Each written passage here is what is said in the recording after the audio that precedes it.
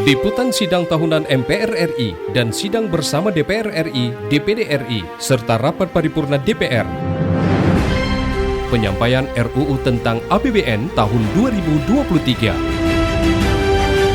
Kerjasama RRI Pro 3 dengan TV Radio Parlemen DPR RI.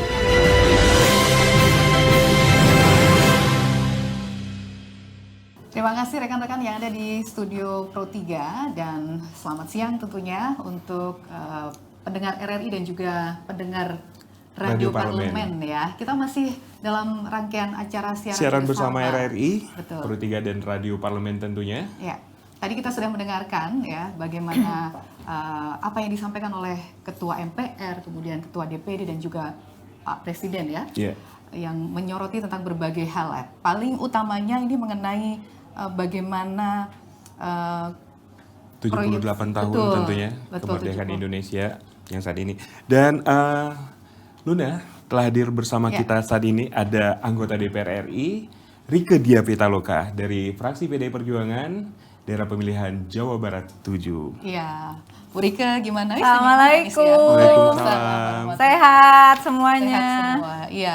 Bu Rieke melihat 78 tahun sekarang sudah Indonesia merdeka. Apa sih yang ingin disoroti dari perjalanan dari masa ke masa hingga saat ini? Bagi saya penting sekali 78 tahun ini karena kita menjelang momen elektoral demokrasi, pemilu elektoral saja, bukan substansi, tapi biasanya bagaimana kita kembali menggeser perspektif kita bersama, pemerintah maupun DPR, untuk berada di dalam satu visi misi yang sama. Dan visi misi ini sudah diperjuangkan oleh Badan Pengkajian MPR, kebetulan saya di MPR RI dan hari ini juga sidang bersama, bagaimana visi misi itu menjadi visi misi yang sama. Teknokratis boleh berbeda, tapi visi misi kembali pada pembukaan Undang-Undang Dasar Negara Republik Indonesia, visi kita semua, termasuk visi calon presiden setiap pasangan dalam pemilu dan pilkada serentak sesuai dengan alinea kedua, yaitu Indonesia yang merdeka, bersatu, berdaulat, adil, dan makmur. Lalu bagaimana cara mencapai visi itu? Melalui misi terbentuknya pemerintahan negara Indonesia yang melindungi segenap bangsa, seluruh tumpah darah, memajukan kesejahteraan umum, mencerdaskan kehidupan bangsa, ikut melaksanakan ketertiban dunia berdasarkan kemerdekaan, perdamaian, adil, dan keadilan sosial dengan berdasar kepada Pancasila.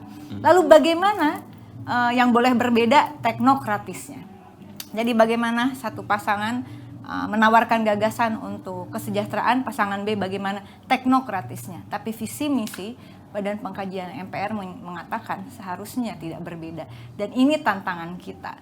Bagaimana kemudian itu adalah idiokratiknya turun teknokratisnya, dan teknokratik pembangunan ini menjadi tantangan kita adalah harus merupakan hasil riset, inovasi, pengetahuan, evidence-based policy, science-based policy. Tidak bisa lagi suatu program pembangunan hanya berdasarkan asumsi, apalagi hasrat. Ya, lagi pengen bangun ini bangun, nggak bisa lagi. Kita dalam kondisi geopolitik seperti sekarang ini, proxy war seperti sekarang ini, di era digital seperti sekarang ini, semua harus berbasis riset dan inovasi. Kita sudah ada Badan Riset dan Inovasi Nasional, kita sudah merevisi Undang-Undang tentang Sistem Nasional Ilmu Pengetahuan dan Teknologi yang pertama kali di dalam undang-undang itu setelah pasca berakhirnya pemerintahan Soekarno baru bisa masuk lagi di dalam suatu norma yuridis karena kita negara hukum bahwa kebijakan pembangunan pemerintah pusat dan daerah harus berbasis kurang lebih ya pada hasil riset ilmu pengetahuan dan teknologi. Tidak boleh asumsi. Ini menjadi suatu catatan penting siapapun nanti pemimpinnya. Maka science-based policy, evidence-based policy ini harus menjadi suatu patokan paradigma berpikir pemimpin nasional kita. Jadi siapapun pemimpinnya kalau tidak punya perspektif seperti ini hanya lip service saja kalau mengatakan akan menuju Indonesia emas, Indonesia maju dan sebagainya. Yang kedua, oleh karena itu pembangunan tidak bisa lagi hanya berdasarkan angka kira-kira. Data negara harus merupakan suatu data yang akurat, aktual, menggambarkan kebutuhan real rakyat, menggambarkan kehidupan real masyarakat, menggambarkan potensi Indonesia. Dan itu ada di desa, kelurahan, atau nama lain yang setingkat. Karena kita secara tata pemerintahan, meskipun masuk otonomi daerah, bukan berarti menganut sistem federal. Kalau boleh saya mengatakan, kita menganut sistem otonomi daerah, desentralisasi, konstitusional dalam negara kesatuan, bukan negara federal. Dan ini dengan heterogenisasi Indonesia yang luar biasa, pluralnya Indonesia yang luar biasa, maka ketika pembangunan itu bisa berbasis riset, ilmu pengetahuan dan teknologi nasional, maka tujuan yang kedua adalah seluruh program pembangunan harus berbasis data hasil riset.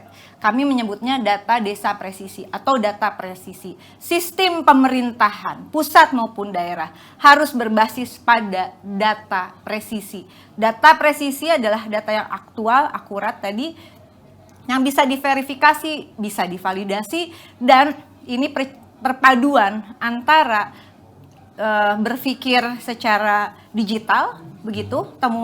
Ditawarkan satu temuan dari Universitas IPB University tentang data desa presisi untuk teknologi dan algoritma. Dan saya menawarkan gagasan saya, kebetulan alhamdulillah merupakan hasil disertasi saya tahun kemarin, adalah sistem policy-nya, policy pembangunannya, democratic rural development-nya yang berbasis data presisi. Tidak bisa lagi kemudian kemiskinan menurun itu dikatakan tanpa data yang akurat, hanya klaim semata. Ketika kita ada perpaduan antara data spasial dan data numerik, lalu menghasilkan data analisis, data kategorik, maka tidak ada lagi data-data semu, pseudodata, yang mengatakan bahwa sudah ada alokasi untuk sekian puluh juta orang. Fakta membuktikan hasil temuan dari KPK, juga Kementerian Sosial, kurang lebih beberapa tahun lalu, ada lebih dari 52 juta data penerima bansos fiktif. Kerugian negara per tahun 162 triliun. It's not fair untuk seluruh rakyat yang membayar pajak ya. Ternyata selain menjadi moge dan tas branded, pajak itu menjadi data bodong. Serius amat. Benar sekali, apalagi di 78 tahun saat ini tentang data, kita ngomong tentang data, banyak masyarakat yang masih belum mendapatkan, ya maksudnya mendapatkan haknya. Tadi disampaikan oleh Presiden ada alokasi anggaran sekian triliun untuk DTKS, yaitu program-program bagi masyarakat miskin dan tidak mampu. Bukan berdasarkan asumsi subjektif saya, tapi silahkan cek ke lapangan, juga terjadi ada orang yang mampu yang dapat, yang miskin malah tidak dapat. Dan ini sesuatu yang tidak bisa dipertahankan. Ketika negara hanya bercerita tentang fiksi, angka dalam data negara, maka tanpa ragu dia akan menghapus, menghilangkan satu angka itu. Padahal saya selalu mengatakan, di balik angka dalam data negara ada nasib dan nyawa jutaan rakyat yang dipertaruhkan. Dan kalau ditanya 78 tahun ini, lalu apa yang harus kita lakukan? Setidaknya dua, perbaikilah data negara. Punya big data, satu data Indonesia. Ini menjadi PR bagi kalau orang menilai dari sisi infrastruktur Pak Jokowi apakah berhasil atau tidak. Tetapi saya mencoba menganalisis dari sisi lain. Mau bicara infrastruktur, mau bicara keberhasilan apapun, tidak mungkin tanpa angka dalam data negara yang akurat. Ya, jadi, benar sekali Luna ya. Kalau misalnya benar nggak? kita tidak mendapatkan data otomatis, karena banyak berita memberitakan dari beberapa lembaga dan kementerian itu, data itu berbeda-beda. Berbeda-beda, betul. Dan itu nggak bisa lagi, mau sampai kapan? Proxy war seperti ini, perang Ukraine dan Rusia seperti sekarang ini, semua bicara data. Kalau negara kita tidak concern terhadap memperbaiki data yang presisi, data negara yang menjadi data dasar seluruh policy, akan keteteran. Siapapun pemimpinnya nanti, ini bukan tentang orang, ini tentang sistem yang harus kita bangun bersama. Dan pada kesempatan ini, karena sudah dikasih tanda tinggal 2 menit gitu, pelit banget, udah diculik ya. Saya ingin menyampaikan, mari kita kawal bersama. Dan mungkin juga mohon dukungan dari Kejaksaan, dari KPK, dari semua institusi hukum yang ada untuk mengawal penggunaan anggaran sensus 2020 yang mencapai 4 triliun lebih, dan penggunaan anggaran negara untuk Regsosek yang juga mencapai 4 triliun lebih. Pertanggungjawabannya bukan data palsu, data semu, data yang tidak akurat.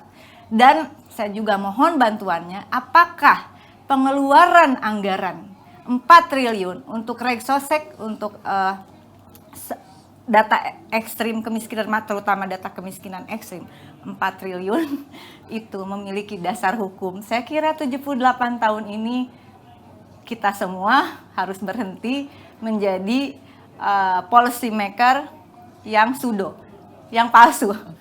Jadi semua itu akurasi hanya bisa terbuka ketika datanya akurat. Kami tentu saja, kita semua berharap jangan sampai seperti mau vaksin, habis sensus dengan menelan anggaran sekitar 4,2 triliun, pas mau ngedata nggak ada data sensusnya, yang dipakai data DPT. Memangnya COVID hanya menyerang yang bisa milih. Yang kedua, Bawaslu bilang DPT-nya bermasalah begitu. Dan sekali lagi tanpa mengurangi rasa hormat saya, kalaupun kami bekerja sama, berkolaborasi dengan berbagai perguruan tinggi di seluruh tanah air, karena kami berharap semua policy yang kita perjuangkan dan putuskan bersama bukan tend to corrupt, ya. Bukan untuk sesuatu yang manipulatif.